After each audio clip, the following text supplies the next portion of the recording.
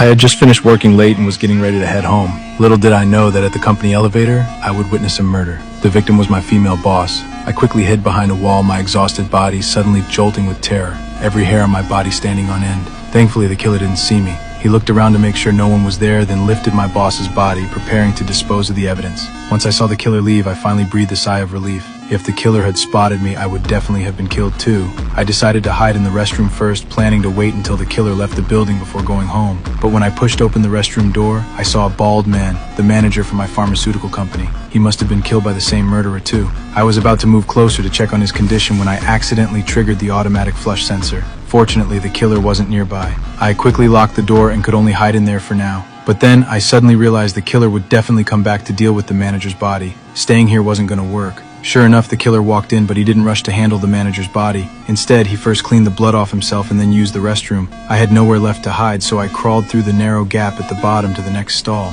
Since I'm small, I didn't make much noise. Just as I squeezed through, the killer pushed the door open and took a set of keys from the manager's body. Suddenly, my body shifted and triggered the flush sensor again. Luckily, it was a false alarm because the manager's body also triggered the sensor at the same time. The killer didn't realize there was someone in the next stall. As the killer's footsteps gradually faded away, I was finally able to run out. I went to an office to call the police, but discovered that a colleague named Mike was still there. I quickly told Mike there was a killer in the building and that he absolutely couldn't make any noise. Then I pulled Mike into the elevator. But the elevator seemed to be under the killer's control already. No matter what buttons we pressed, the doors wouldn't close. We tried to take the stairs instead, but the heavy metal door to the stairwell was also locked by the killer. He did this as a precaution. If there were any survivors left in the company, he couldn't let them leave alive. So Mike and I decided to split up. Mike would use the computer to call for help while I looked for other exits. As I was walking, I suddenly saw the killer appear ahead, walking toward me. I was so scared, I ran back to meet up with Mike. Unaware of what was happening, Mike said loudly, "The network has been cut off."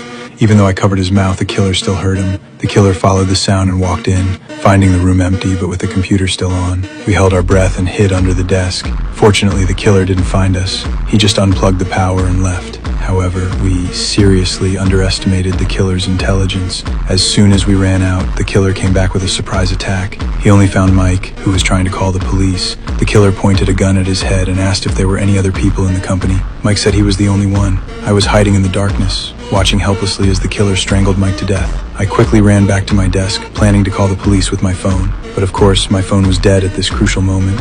With trembling hands, I plugged in my phone to charge. Just then, I turned around and saw a pair of legs behind me. When I got closer, I discovered it was Mike's body. To save my life, I took Mike's access card and successfully opened the stairwell door. I was so scared I almost screamed out loud. The killer was standing right outside the door, dragging the manager's body to dump it in the stairwell too. My legs went weak as I listened to the killer getting closer and closer. Luckily, the killer received a phone call and ran in the opposite direction. Just as the killer passed by my desk, my phone had charged enough to automatically turn on. My wife happened to call at that exact moment. The ringtone echoed through the quiet office, making the killer realize that someone had been hiding here all along. My phone wasn't locked, so the killer looked through it and learned all my personal information. In the empty office, the killer called out my name. I curled up under the desk, trembling with fear, not daring to make a sound. While the killer was searching for me everywhere, I quickly slipped into an office, lit a piece of paper on fire, and made an extremely risky move.